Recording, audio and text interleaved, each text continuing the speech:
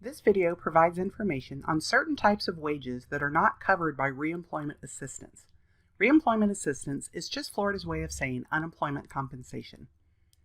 You may not be eligible for reemployment assistance if you were an elected official, a sole proprietor or partner in a business, a student nurse in a hospital or nurses training school, a medical school intern in a hospital, a salesperson selling in homes, for instance, selling Pampered Chef or Scentsy, a temporary employee, an inmate in a work release program, employed by a religious organization, employed as a domestic doing work such as house cleaning, childcare, or other personal services, an individual on a fishing vessel, employed by a foreign government, or a student working for class credit.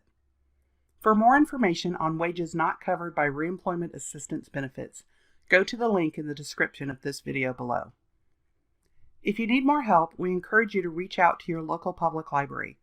Public libraries can help with many things, including letting you use a computer, printer, copier, scanner, or fax machine.